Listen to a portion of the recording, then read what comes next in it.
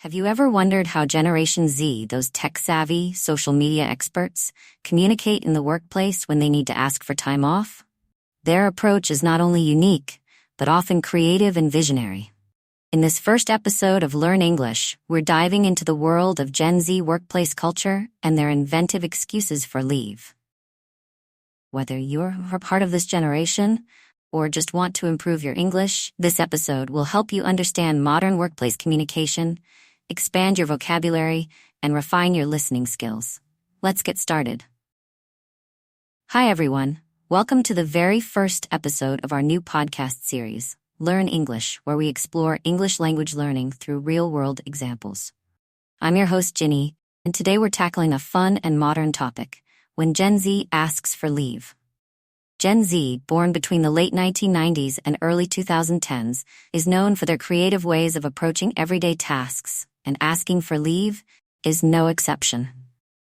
Part 1. Setting the scene. So how do people typically ask for leave? In the past, it might have been a formal request, something like, "Dear Sir, Madam, I am writing to request a day off due to personal reasons." Straightforward, right? But Gen Z has taken this to a whole new level. They often bring in a more relaxed, casual tone, sometimes even humorous or filled with pop culture references. Picture this. A Gen Z employee sends an email saying, "Hey boss, I need to take a self-care day because my social battery is running on empty, and I don't think even coffee can recharge it." Sounds quirky, right? But it's not just fun. There's an important cultural shift happening here. Gen Z values work-life balance, mental health, and authenticity, and it shows in the way they communicate. Part 2. Key vocabulary and phrases. Let's break down some of the key phrases Gen Z might use when asking for leave. These are informal, but they reflect how people speak in real life, so they can be really useful for you to learn. 1. Self-care day. Definition: taken off to focus on mental or emotional well-being. Example: I'm going to need a self-care day next week. Life's been hectic. Note, this phrase is becoming more common, especially as people become more aware of mental health. 2. Recharge. Definition: to regain energy or strength. Example: I need to recharge after that intense project, taking a day off tomorrow. Note, this is a casual way to say you need to rest. 3. Social battery. Definition: a metaphor referring to one's energy level for social interaction. Example: my social battery is drained after that meeting. I need some alone time. Note, this is particularly popular among Gen Z and millennials, as it connects with mental and emotional well-being. 4. Burnout. Definition: physical or emotional exhaustion, typically from overwork.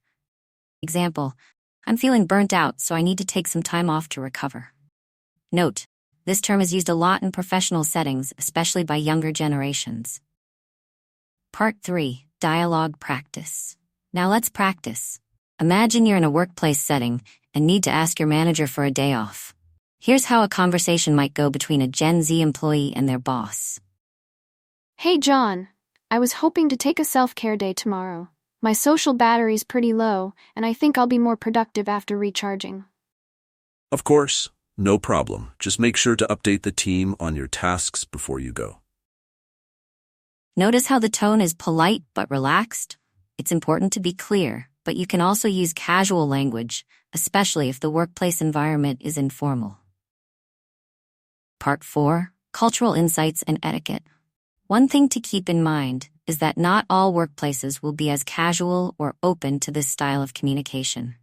In some cultures, formality is still key, so it's important to adapt your tone based on the company culture. Gen Z might be leading the way with their informal and authentic style, but professionalism and clarity are always important, no matter how relaxed the language.